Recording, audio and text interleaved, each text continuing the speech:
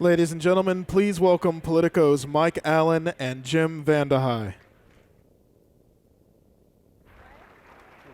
Hey, man. Thank you. Good evening. Thank you guys for being here.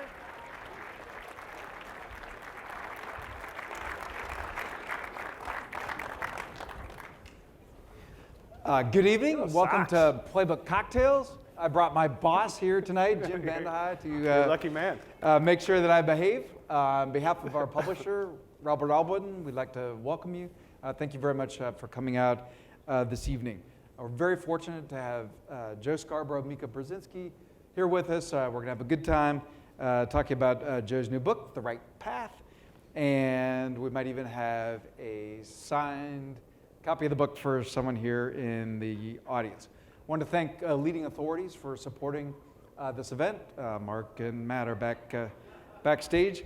And before we get started tonight, I'd like to thank Bank of America for making this Playbook series possible. We appreciate them providing this platform to talk about the issues that matter most in Washington and, in this case, New Jersey as well. And so we thank Bank of America for this partnership. Welcome to those of you in live stream land. Please tweet your questions to Playbook Cocktails. I've got a Twitter machine here that will, your questions will It never gets old, Mikey. come in. He has to listen to this every day. So without further delay, Mika and Joe.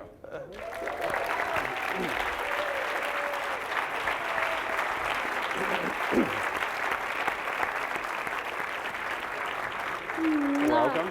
I'm not going to kiss you. I'm not so much kissing for you. doing this. Hi. So awesome. We were told that we were coming to see the president. Yes. Thank you for doing Good to this. see you. That never gets old either. We all spend too much It's time not together. President Obama.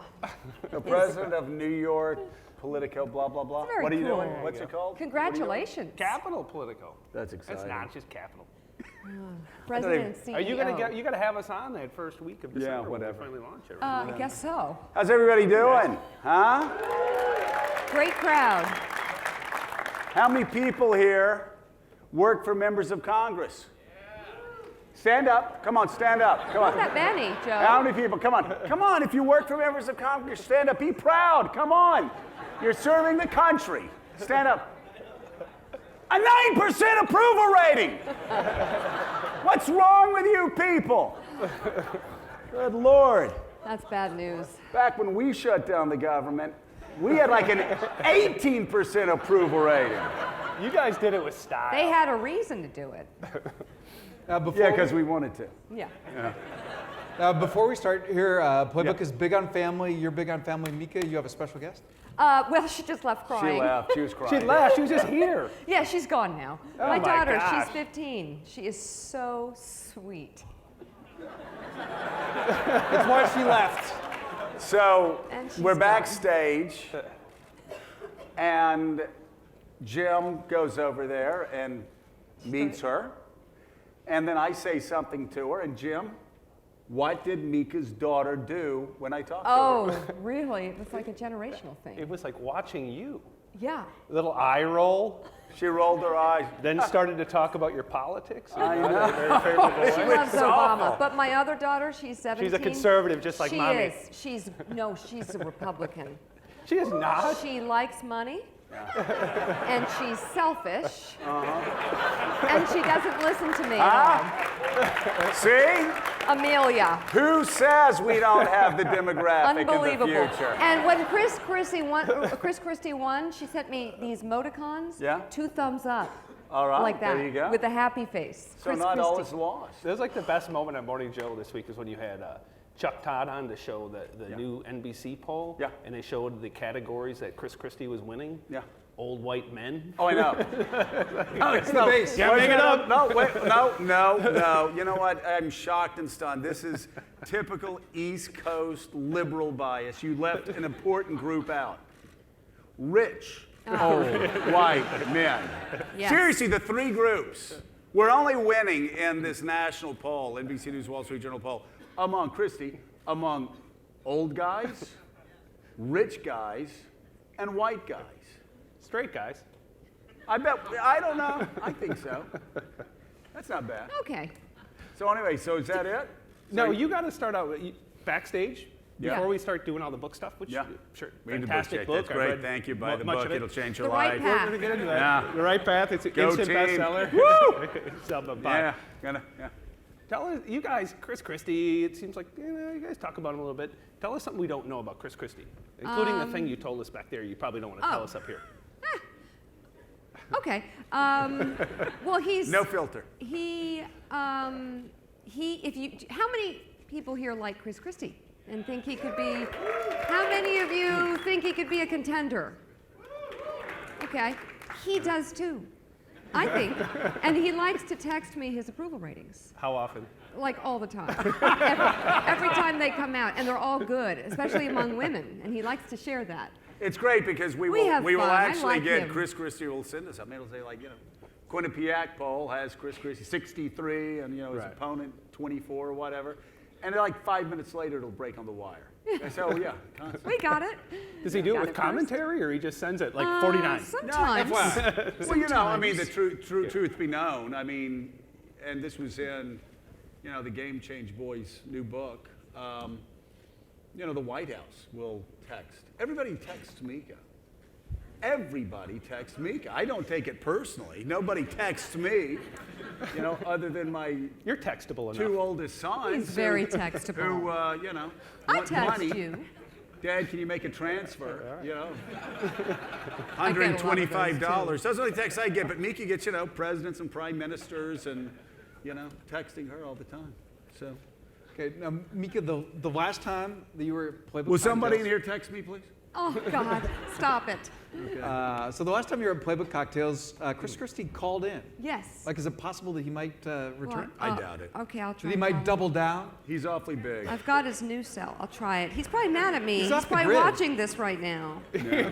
I'll work on that while you all talk. Checks on If the he- governor. yeah. Tell us something about President Obama we don't know. You were chatting recently with a senior administration official who gave you some pretty good intel.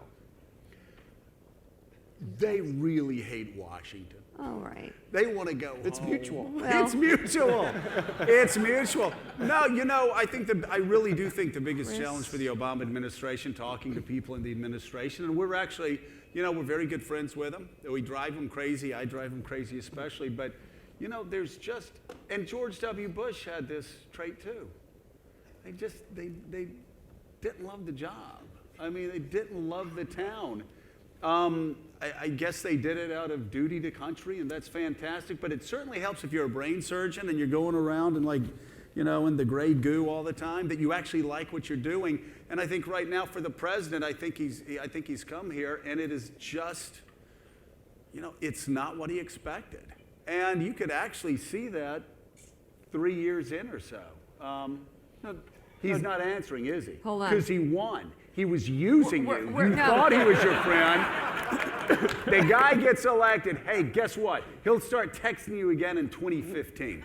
But anyway, No, that's not true. so but I do think We're gonna leave him I a think it has message. been I think it has been such a miserable experience for him from the beginning because, you know. We're going to leave him a message, Do you all have of us. mute on that? No, I'm. I just think it's tough, and we've got 3.5 years left. Oh, don't put that We've got to number figure. out.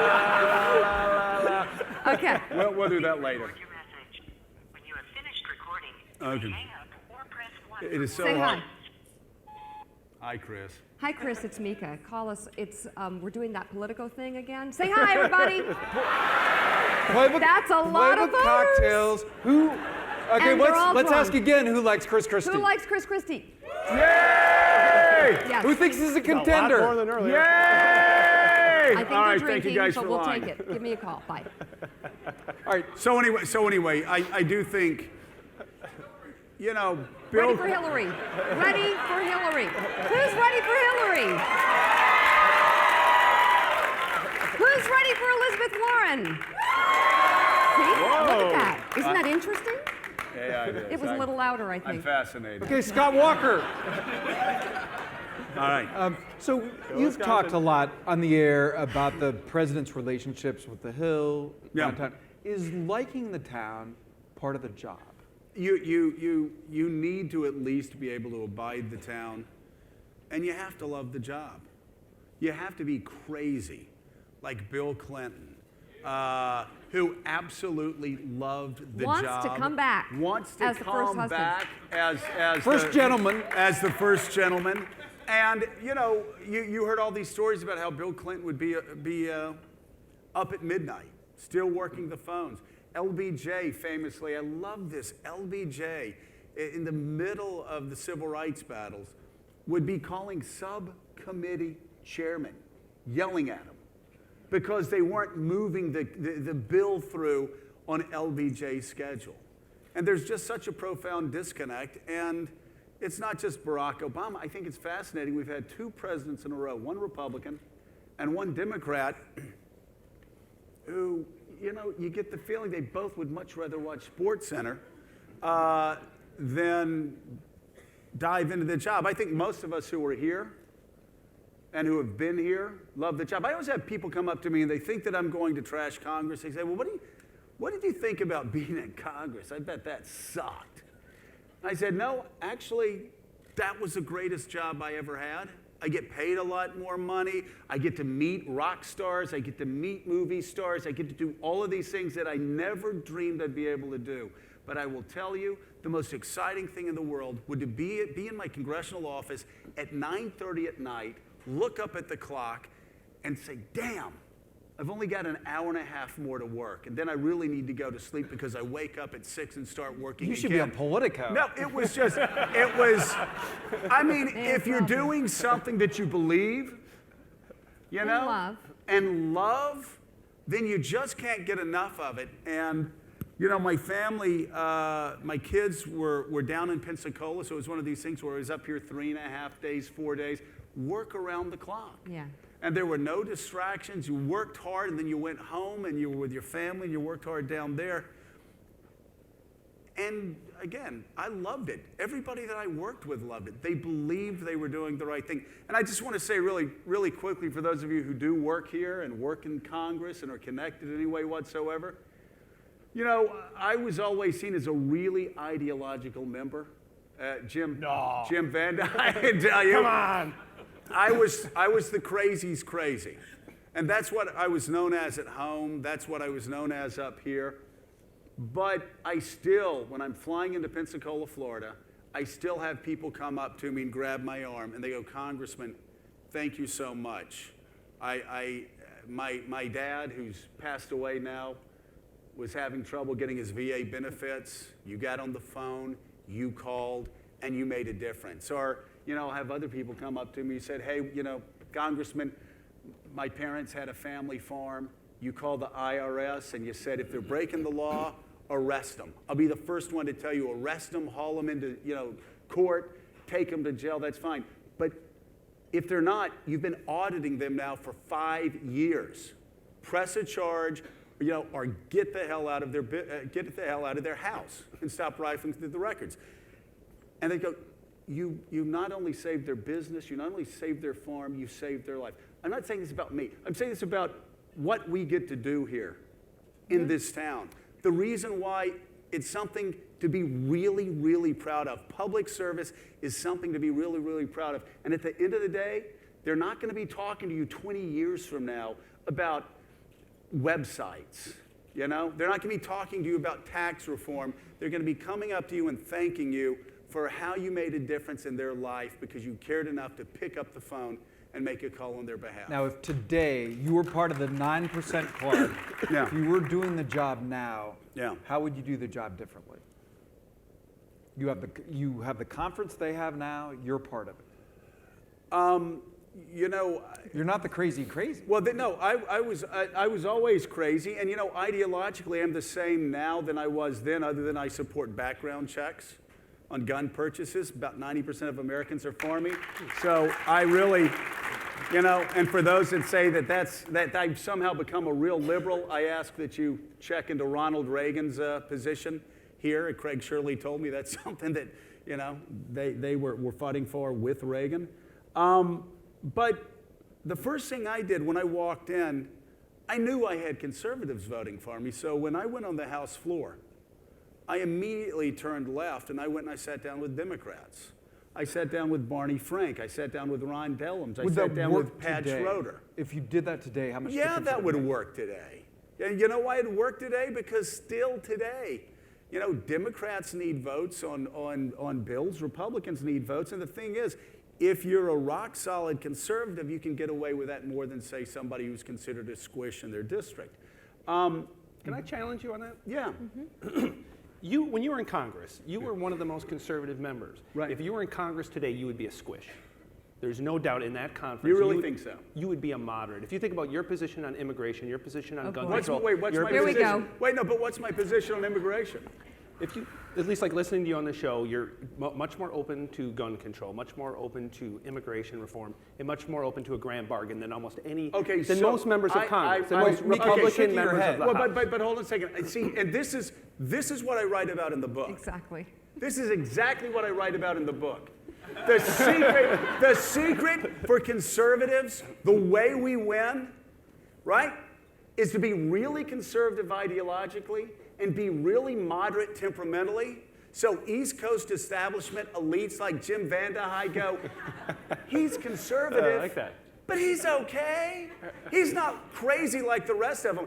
I had people say that about me all the time, even when I was here, and I was crazy as hell. Okay.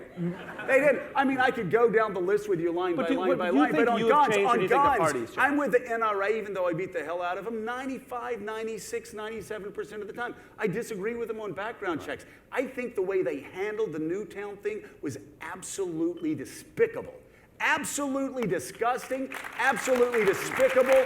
It was a blight on gun owners. It was a blight on people like me who believed in the Second Amendment and fought for the Second Amendment our entire life, right? But I'm still with them 98% of the time on the votes. But would I you wouldn't be with them on concede- background checks. Would you concede that the conference today is way more conservative than it No, was when not you were at there? all. I You will don't think say so? this, though. They don't know how to strike a deal, just like the president doesn't know how to strike a deal. And it's really become much more. I complained about how the Washington establishment was like an organized crime family, and you never got credit for being with the Sopranos 90% of the time. They'd kill you if you weren't with them the other 10% of the time. So that number's bumped up to 95, 96, 97%. But here's the thing. I loved nothing more, and I was very conservative district. I loved nothing more than going after Democrats hard, and when any Republican challenged me and said I was a squish or whatever, attacking them too. For basically not wanting us to get things done here in Washington, D.C. And then I'd go home and I'd campaign there, and guess what? I'd get the conservative vote. I'd get a lot of independent votes. And then I'd get Democratic votes. I was in a conservative district, but I was the first Republican elected in my district since 1872. And what happened to the other one they sent? They hung the last one they sent up there. So it's a really rough district. So Redneck Riviera, LA, Lower Alabama. Some people call it AA, America's Albania. There are a lot of different names for it. But it was a tough district for a Republican to win in 1994. But you know what? Once I won it, I locked it down because they knew I wasn't a blind ideologue that was always going to vote with my party. Can I ask Mika a question? No. You have to look straight. Good God. You have to look straight. Yeah. Do you think, does Joe Scarborough run for office, either for governor, senate, or president in the next 4 years? If you had to predict. No. I have to No, choose you're one of not the, allowed to. Not allowed to work the rest. I have to choose one of those offices? No, I'm just. It Do you would think? be Do you think he'll president. run? Really? Do I think he'll run? Do you know how many people ask him that question? I understand that, but one of the three. No, but that's my point. So some people think he should. So you think he will? You guys see the Kentucky-Michigan State game No, last night? I, That was a But hell do of you a basketball think game he'll in run? November. he'll run when I tell him to run. There's your Okay, headline. I'm supposed to do an eye roll now. Okay. Do you think he should? I think that I wish there was someone else like him who could run. Why not take the real thing? Because I need a job. Exactly. There you go. We're a good team. Mika, We're a as, good team. You can run with him. Oh, Lord. So, as the audience was boozing before we came out, I was chatting with some people, and so you should take that. We're good. No, we're good. Was that Chris? Yeah. Okay. As we were chatting before, someone was saying, and Joe was referring to how Congress reacted, but they were saying that you seem to respond on the air to Sandy Hook in a way that no other issue has touched you guys. And I wonder if you could just talk to us about Well, you know, we both were on the phone staring at our televisions as the story broke. And all weekend long, Joe and I were talking. He drove there. He was so shaken. It's close to his home, and he has a child. Well, my two kids are, if you take the mean age of the two kids, it's right there. Yeah, So, and- I mean, it's just right up the road from us. We It talked is about very it. personal. We talked about it with our families. He talked about it with his family. We talked about it all weekend. We were like, what do we do on Monday? And Joe's like, I have to say something. I can't just say that it's business as usual and that my opinion is what it is when I am so moved by this. And it moved, I think, a lot of us in a way that we had become sensitized over the years. And the only thing I said to him was, whatever you do, because what he wrote came from his heart, and we planned the show that, you know, I would do the tape piece that just said what happened as straightforward as possible. And by the way, we never plan. We really don't. Never we plan just anything. don't plan our shows. But we show up planned and that go. one You can tell. from beginning to end of the first 20 minutes, which is usually very off the cuff. And all I said was, whatever you do, don't do it halfway, go all in. This is not the kind of thing that you equivocate. This is not the kind of thing where you hide what's in your heart. Just write it down and say it. And he did. And I've never seen a reaction to our show than the one we got there, and people, you know, talked to him. I mean, it's not something proud of, but it was just, I think it moved something in all of us. And it was a platform that he decided to use for the first time very carefully to make a very, very clear message. And you know, I think the thing that Not to debate moved it. me so much, obviously the story moved me because it's just right up the road from us and where our kids go to school. And of course, everybody in that area immediately jumped in their car and ran. And you know, I picked up my 5-year-old and my 9-year-old from school and brought them home. And you know, we were trying to figure out what to tell our children, what not to tell our children.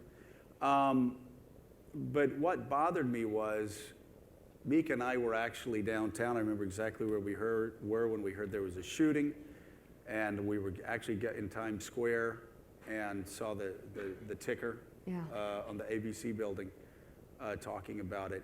And I immediately turned to Mika and I said, this is a kid that, and I just ticked off the list of things that isolated, plays violent video games, there are probably guns in the house, they probably don't lock up the guns, and he's got a mental condition that is challenging socially. Just tick down the list. And this was all before you knew anything Well, about the suspect. this was actually when we heard there was profile. a shooting.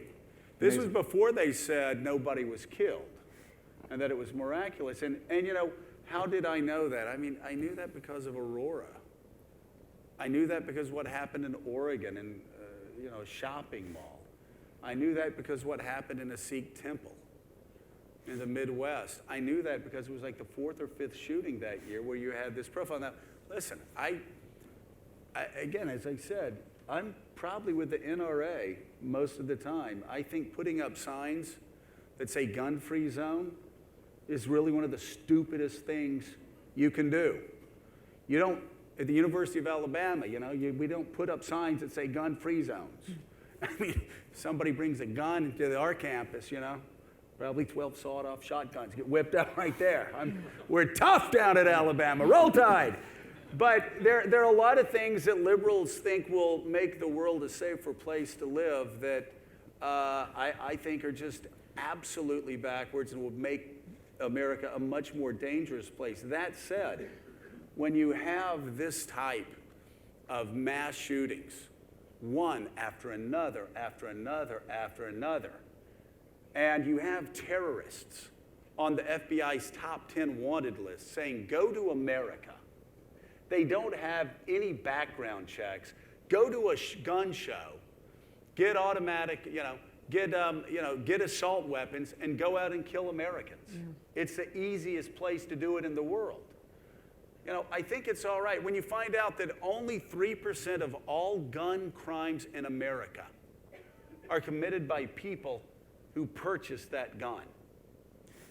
Then I think it's pretty safe to say we as Republicans, we as Democrats, we who believe that the Second Amendment means what the Second Amendment says, you that don't think the Second Amendment says what it says, we ought to be able to come together and at least say, hey, you know what, we should do something on gun trafficking and make it tough for gun traffickers. And the second thing, we should do what Ronald Reagan wanted and have background checks. Now, the fact that those two things were seen as radically left-wing and liberal, I think that's unfortunate, and I'm still saying it a year later after getting a lot of abuse, and I will be saying it next year and the next year and the next year, and you know what? About 95% of Americans agree with me, and I'm good with that. So slice of life, one of the reasons why Carly's in the mood she's in, but just to give you a sense, and I'm sure there's some parents here who've, my daughter at her school today, they had a simulated school shooting. Yeah. And the entire police department was there, and they had shots, and just to teach kids what to do. That's our world now. Think about that. Yeah. That's incredible. Yeah, but anyway. So, Joe, Boy, what a great way to sell a book to Republicans. Talk about gun control for 45 minutes. Am I the worst marketer ever? I don't talk about gun control in here. Second Amendment, I like guns. Try to pry this book from my cold, dead hands. Big tent. How's Big that? tent. Big tent. Big there tent. you go. How's that? So, don't tread on me. So, Joe, in Don't Tread on Me, or The Right Path. The Right Path. Oh my God. That's the subtitle, Don't Tread on Me, Mother. Go ahead. It's the back corner. Yeah. There's a lot of history in here. Yep, And you talk about how Nixon almost formed a second party. You talk about Ike. And one of the most fascinating passages is about Carter and what Carter failed to see about Reagan. You have the great phrase, he failed to see Reagan in full. What is your party missing now? What is the Republicans' blind spot? Well, I don't think the situation's as dire as everybody thinks the situation is. What you learn if you read this book, and it really is, it's a history book first and foremost. It's not a political manifesto. Good God, you hear that 3 hours every morning from me. You don't need it now. It's a history of the Republican Party, and I see Ron Kaufman here. Ron can tell you, we have been down so many times. We are like the Mike Tyson of political parties. Yeah, but then we come back. We get a one-man show wherever. Yep. But, Be a hell of a slogan for your party. Yeah, Look at Mike exactly. Tyson. Exactly. But in 1964, and I talk about it in the book, in 1964, we nominate Barry Goldwater, get absolutely slaughtered. One of the worst landslides in American history. And whether it's Scotty Reston or you name it, all of the wise guys, Johnny Apple, everybody in the Northeast media elite said the Republican Party was dead. The Goldwater nomination doomed conservatives as a movement for the next 40 years, 50 years. 2 years later, an actor named Ronald Reagan said, you know what? I'm going to take Barry Goldwater's issues and I'm going to put a smile on my face. And he did. And he won a landslide in California, and he started a conservative movement that really changed American politics forever. Contrast that with today. And again, so much of this is stylistic. But guess what? In politics, style matters as much as substance. Look in the White House, if you have any doubts as to that. People were swept, and listen, people were swept up with the optimism of Barack Obama, hope and change. And it's maddening to us Republicans, but you don't remember how angry Ronald Reagan made people, because so much of it had to do with the fact he had a winning smile. But so Reagan wins, being optimistic and hopeful, talking about the future, talking about America's best days being ahead of it. And yet after Chris Christie's victory, a certain national conservative figure said, if Chris Christie wants to prove that he's a true conservative, let him call Barack Obama a liar. Really? Is that how we're going to win swing voters in Pennsylvania? How we're going to carry the I-4 corridor? You know, and then somebody sent me an email, because I said, you know, Ronald Reagan never called Jimmy Carter a liar. Somebody said, well, he almost did one time when Reagan actually said, after Jimmy Carter said during the middle of the energy crisis, I actually love taking cold showers in the morning. Ronald Reagan responded by saying, any man who tells you he loves a cold shower will lie about anything. And that was, you know, the secret of Reagan is he was optimistic. He knew that the best way to win the debate was, you know, not to offend people, but to ingratiate himself with people. And, you know, Time had a famous, you know, that winning smile cover with Reagan. And it was so important. One final thing too, and this is a lesson not just for Republicans, it would be a good lesson for Barack Obama right now. After Reagan left the White House, his official biographer went up to meet him. The LA Times had been writing horrible stories about him that day. And as Edmund Morris was driving up to the ranch, you know, there was a front page LA Times story on Iran-Contra. There was another one on the deficit, and they were just tearing Reagan apart. And Edmund Morris looked at the LA Times and he thought, oh my God, I'm going to get nothing from the old man today. This is horrible. He goes in, Nancy greets him at the door, and she's, you know, not looking too happy. She's obviously read the LA Times. He then walks out to the back porch, and there's Reagan. And he's sitting, and he said it's the first time he's ever seen Reagan's face flushed with anger. And he thought, oh God, here we go. Good morning, Mr. President. Reagan said, have you read the Times today? And Edmund Morris said, yes, sir, I've read the Times. And Reagan stood up and threw the LA Times at him. And then he leaned over and pointed at the article, flipped it over, and on the bottom of the page he said, look at this. Can you believe the O'Malleys would even dream of selling the Dodgers to Murdoch? And Edmund Morris said at that moment, he realized the genius of Reagan. He didn't take the criticism personally. He knew what he believed, and he was going to fight for what he believed, and he was going to do it with a smile on his face.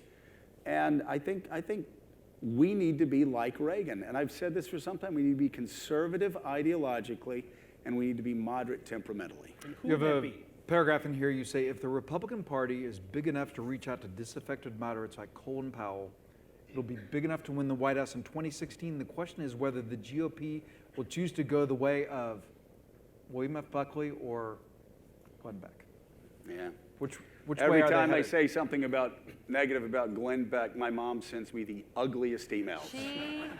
I can't believe the email she sends. And your Aunt Carolyn? Oh, it's terrible. All right, It's like they disinvite They me to like Thanksgiving dinner. Oh, My mom obviously I wish it subscribes was to just Glenn's TV program. Yeah. But anyway, no, I think again, I think it's extremely important that, you know, every time I say we have to get Colin Powell on our side again, voting for us, some Republicans go, how can you say that? He voted for a Democrat twice. Well, that's the idea. We want him voting for Republicans instead of Democrats. And it used to be that guys and women that could get independents and Democrats voting for Republicans, they were applauded. It's transformative. Now they're called traitors. They're called rhinos. Let me tell you something right now. A candidate could come along in 2016 that could get the vote of Colin Powell and could get the vote of Ted Cruz. And you know what? Unless that candidate comes along, we're not going to start winning elections the way we won elections in the 1970s and the 1980s. Who could that be? I don't know. I think it could be Jeb. I mean, is Ted Cruz going to vote for Hillary Clinton instead of Jeb Bush? Is Colin Powell going to vote for Hillary Clinton instead of Jeb? No. I mean, It's a good example. I think It's a Chris good Christie's example. another good example. I Potential. love Scott Walker. I don't know if Scott's going to be out there or not. I will tell you this, though. Can I just say really quickly about on-the-job training with Scott Walker? And we saw this firsthand. Absolutely. And this was so exciting. So we had Scott Walker on early on. And as you know, and poor Ron, you know this better than anybody, I can love somebody and still beat the hell out of them every morning.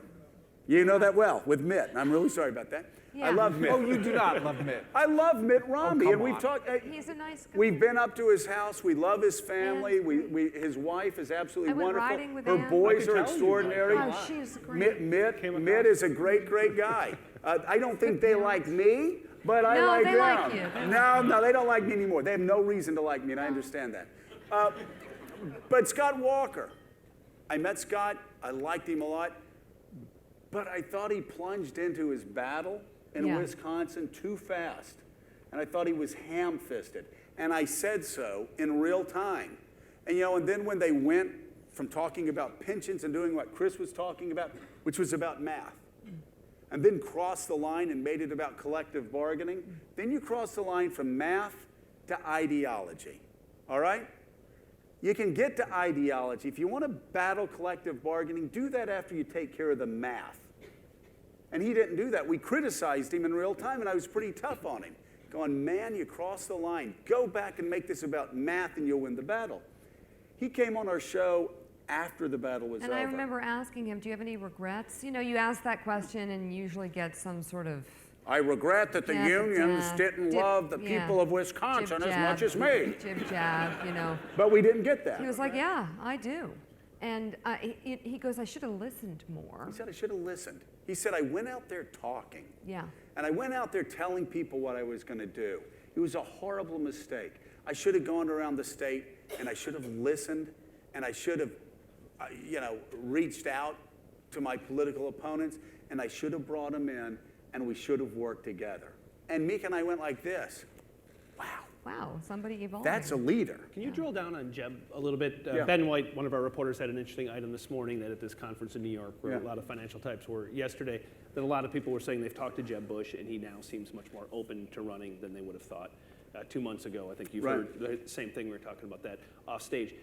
Sort of handicap him. What's he good at? What's he bad at? What are his liabilities? I think he might want to run too, because when he accused us of clubbing baby seals, Yeah. I thought that was aggressive and a sign that things might be changing. Yeah, exactly. Yeah. I He saw said, that. Jeb I felt Bush it. said that watching Morning Joe was watching somebody club a baby seal for 3 hours a day.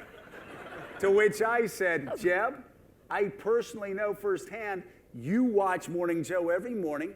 So why is it that you enjoy watching the clubbing of baby seals 3 hours a day? You're sick. And we're off. And we're off. No, let me tell you something. Jeb, you meet George W., and the guy's never met a stranger. He is one of the most engaging, likable guys. And here's another guy I just beat up unmercifully for 8 years because I didn't think he was sufficiently conservative. I thought he spent too much money. I could go on and on. But he's the most likable guy, immediately. Hey, Congressman Joe, how you doing? He was a great guy, right? Charming. Jeb, he doesn't give off the whole warm and fuzzy No. thing at all. He doesn't. Jeb is kind of prickly and a little distant. I've known him for a very long time, and he's just not the guy you want to go up and hug.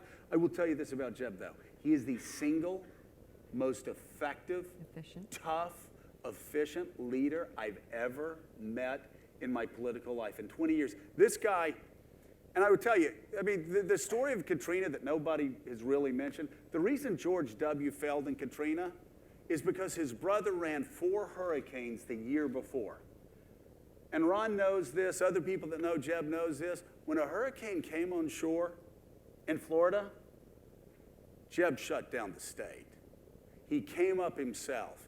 You knew that within 4 or 5 hours, there would be power trucks on your street all across the affected areas from 5, 6, 7 states. And sure enough, we'd go out and we'd see Mississippi power trucks, 7, 8, 9 on a street by like 2 or 3 in the morning. You knew you could drive through every middle school and high school, and they'd go there. They would give you a kit. It would have water. It would have toilet paper. It would have food. It would have whatever, diapers, everything. He's just a tough, effective leader. I've gone, campaigned with him in '94 and '98. He would go to a school and he would be talking about education reform, drilling down deep, talking about what they do like in Sweden and Norway and some of them far off lands. But then he would go to a nursing home and he'd go, how you doing? And the nurse would say, point to a medical device. Well, we have a problem. He goes, I know you have a problem. I can't believe that Medicaid's only reimbursing 17% of that.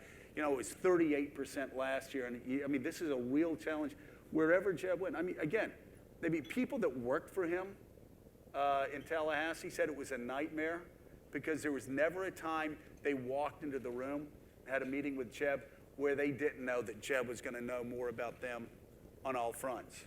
So as a leader, I'm blown away by him. He's one of those guys that he's an economic conservative. He's a true believer. And he also has somehow figured out how to do it without the sharp edge. That said, I don't know that he's going to run. It's been a long time since he's been in office, and I just don't know. Man, it's pretty tough to go around knocking on doors in Iowa, in 3 feet of snow. And I just don't know if he's going to do that and put his family through that. You guys? It's also kind of tough, too, when your own mother is saying that, hey, you know what? Too many people in my family's already been I think president. we're done with the Bush. There are a lot of families out there. We need Let's to get move somebody on. else. Thanks, Ma. Mika, how certain are you that Secretary Clinton is going to want to knock on those doors in Iowa? I'm 100% certain. I'm 100% certain. You see it happening, first of all, already for Hillary, and you can see the groundwork being laid. There's so much money already. There's an infrastructure in place, and there's Bill Clinton, who's, incredibly helpful, incredibly useful, and they would be a force to be reckoned with. I would love to see other women come to the stage as well, but she definitely. I don't know how you walk away from that, if you're a Clinton especially. And yet, a real hurdle for her, somebody was pointing out that if you look at history, as Joe does in this book, when a political party moves forward a generation, very rare to move back, and that's a real hurdle for her. It might be. It's interesting, things turn so quickly, you think I remember being laughed off the set when Barack Obama first announced that he was going to run, and nobody thought it was possible. People thought America wasn't ready in so many ways, and it was amazing how things changed. Thank God they did. Yeah, actually, I think so. Okay. But obviously things can. I don't see how she doesn't, and I don't see how it's not hers to lose. Boy, I it's really awfully don't. tough. Does anyone? I'm I not don't so know. sure. I don't even know if it's necessarily. I'm not so sure. What's she going to be? Is she going to be 60? How old is Hillary right now? We outlive men. Don't She'll be worry. about 60. No, she'll be 69. She will have been in, the glare of Washington since 1992, public office since I think she's okay. 1978. No, I'm just, again. She'll suddenly decide she doesn't like it. No, not to suddenly decide she doesn't Well, there like may it. be extenuating but when circumstances. you're going out writing books and making $5-6 million and getting paid $200,000 a speech, and then they go, hey, listen, we need you to go to Dubuque for the weekend. It really But is Joe, a choice that's that she has to make. most They're like, people. that's awesome. That's not the Clintons. If it was Bill Clinton, he'd run again. Oh, my like God, 18 yeah. times over. I'm telling you, that guy. Yeah. Seriously. So Has anyone here not met Bill everybody Clinton? thinks, yeah. Wait, let me ask. Please. Hold on. We always ask this question. Yes, How this is many good. people here have met Bill Clinton? Everybody. See, this is just doesn't screwed happen. up. Because usually you ask, have you met this president or that president? 1 or 2 people, right? We'll say they met. Everybody's met Bill Clinton. He's like a Beach Boys And I song. believe all he of gets you. around, right? Now, Mika, And I love meeting that guy. Like, I love you, and his hands are all, I love you, you're great. you stop. It doesn't matter if you're a You man two or are a in love woman, with he's me. all over you. It's unbelievable, that guy. I've never seen, he's like an octopus. Stop He's it. like, I love you. You love him. I feel your pain. You love him. I love him. You should Who see doesn't love Bill? You Everybody should loves see Bill the Clinton. two of them together. Yeah. It's disgusting. I love you, Mr. President. I love you, Joe. You have the best television show on television. I know, Mr. President, and you look good. You're so slim. I know my hair looks good. Oh, yours does too. I know it does. Let's look in the mirror together.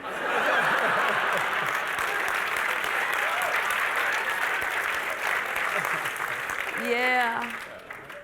I impeached him, you know. Who'd know? At least I got that one in my back pocket. God. Mika, I when don't fall Secretary for it. Clinton runs, he will be a clear asset or he'll be a mix?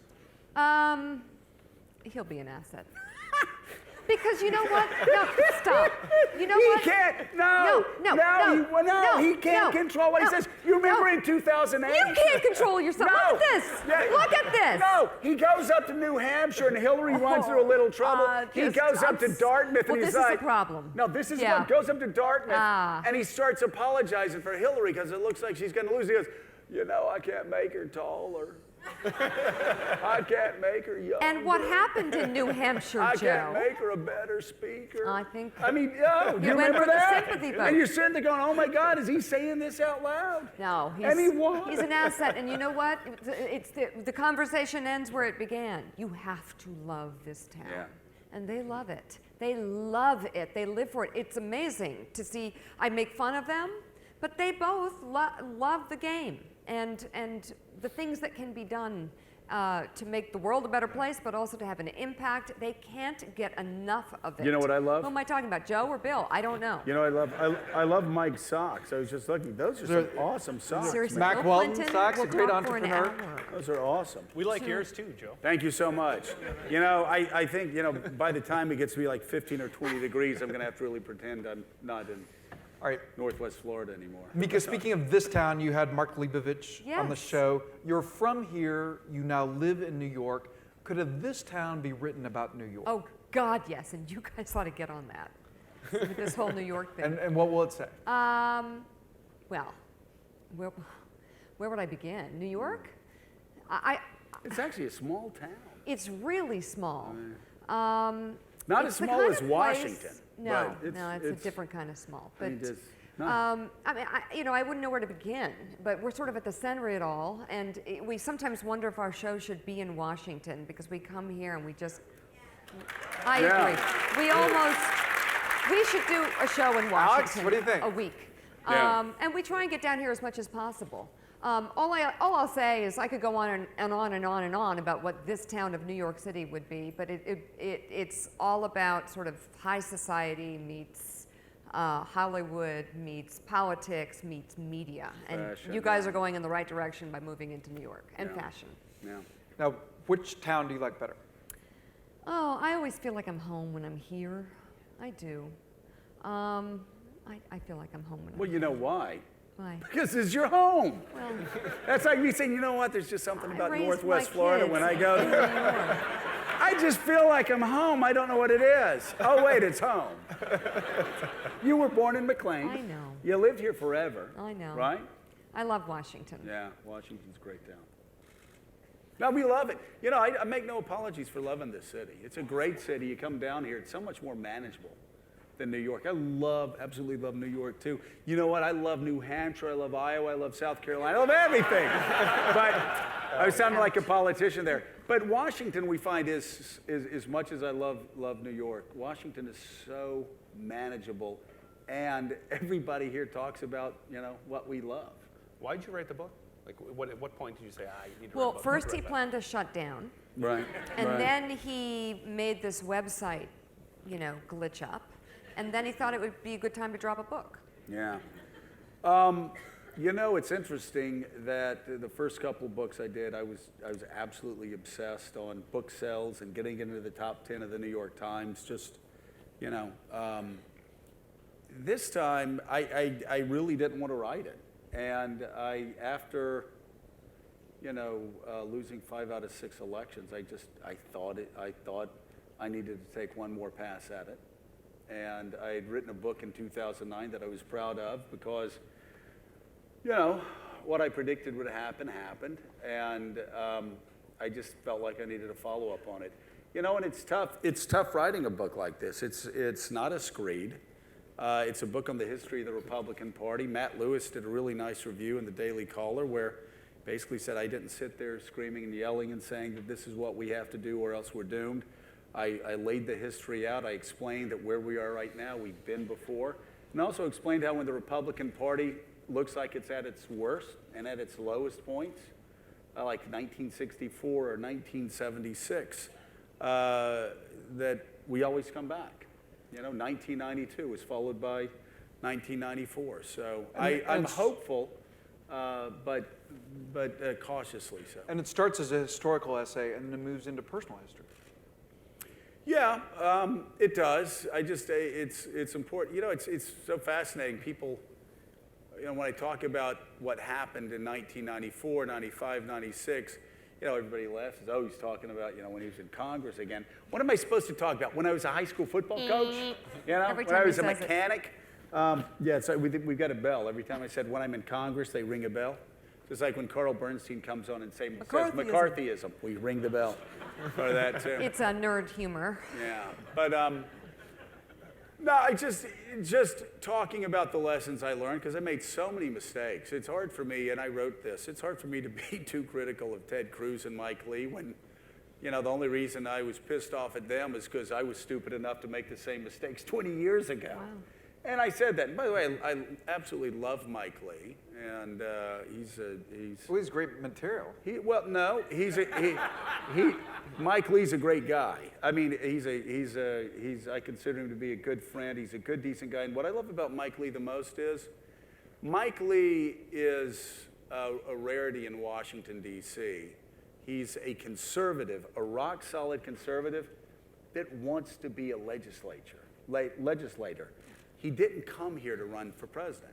Joe, who's the most effective member of Congress? Could be R or D.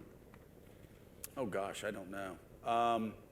I really don't. I can tell you who right now my favorite is. It's Tom Coburn. And I love Tom because Tom is the only guy, because we've all seen this. We've all seen people that we loved and that we believed in, and then they got elected, and then they let us down. Okay, Mika, I knew, like baby, does it even look like I am close to finishing this? I want to make my thought he was point, talking to okay? me, and I was my like, point is wow. this. Here, you don't have to look at Mike this. was bored. Yeah, Mike was bored. Mika, I'm not done! You can't take Coburn. You So have to here's answer the thing about question. He took Coburn. Coburn. I Here's will. the thing about Coburn, though. I will. I knew when Tom Coburn got elected in 2004, I knew that Tom Coburn was going to be the same Tom Coburn that he was back in 1994, and he has been. He's got the best American Conservative Union rating over the past 9 years.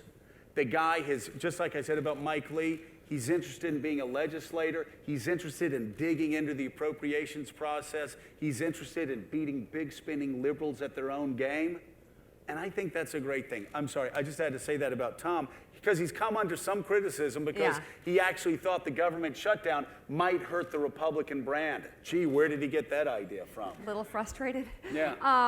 I like Kirsten Gillibrand, Senator Claire McCaskill, Elizabeth Warren, and Joe Manchin.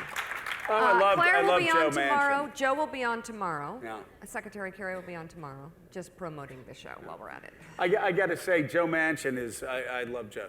Yeah. Now, Mika, Politico has been doing a series, Women Rule, and a number of people here have attended. I'd like to ask you what the political version of knowing your value is. Stepping up and getting in there. And I'm so glad to see more of that happening. It's, as Joe will tell you, and anybody who's had a family member that's worked in the Washington bubble, it's hard, and it's hard on the family, and it's grueling work. And I think that the more women we get in the room, the better shape our country will be in, because that balance of, because the balance of approaches is, quite frankly, look at the financial crisis.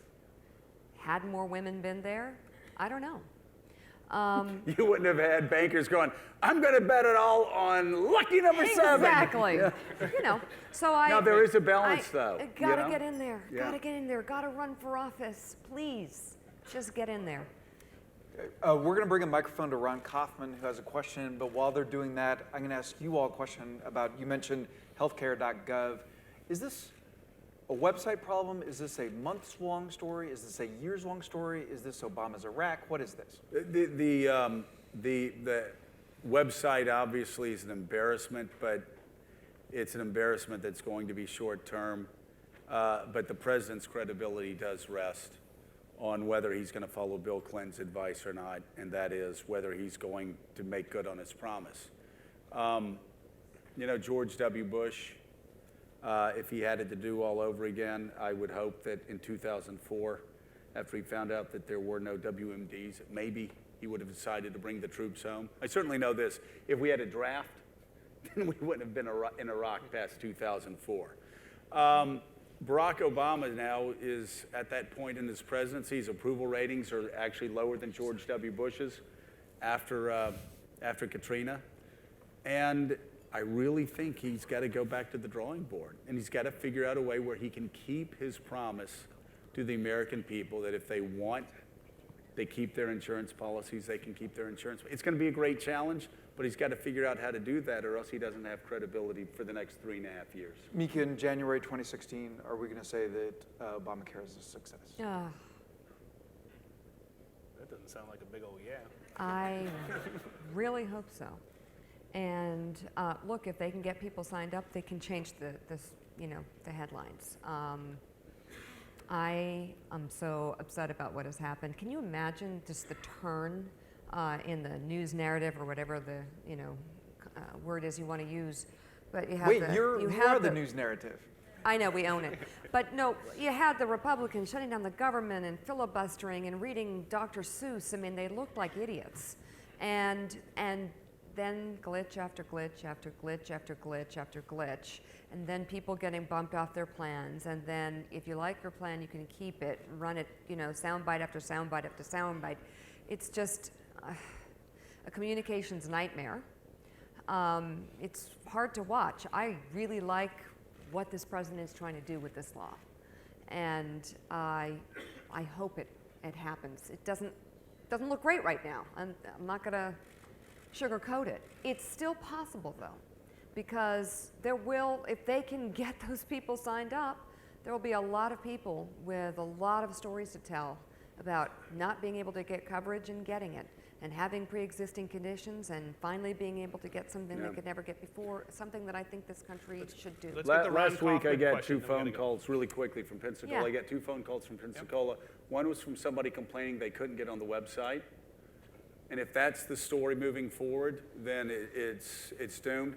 The other call was from somebody who said, hey, you know what? I've got 2 kids with pre-existing conditions. I got on the website. 30 minutes later, I had health insurance for my children, for my family, and it was actually more affordable than the policy that we had. And bottom line, let's bottom line it. Americans are practical. If that's the experience of more Americans than not, then it'll be a success. Ron Kaufman, then we're out of here. I'm sure like you all, you go around and hear people saying, isn't politics ugly now, the worst it's ever been? I like to say, not really. We had a sitting vice president shoot and kill a secretary of treasury. That was tough politics. but the question for you guys is, isn't the problem not the politics more ugly?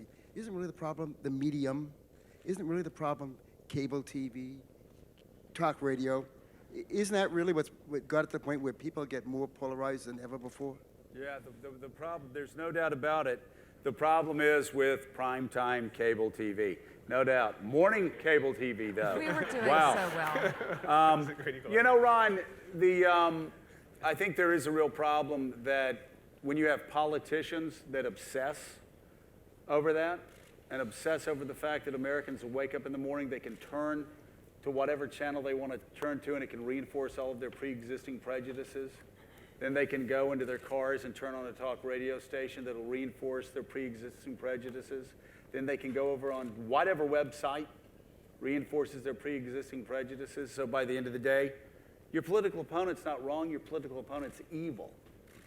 I think that's made the situation much more difficult. I do think, though, we're on a learning curve. I think it's like political pornography. I think we're becoming desensitized to it.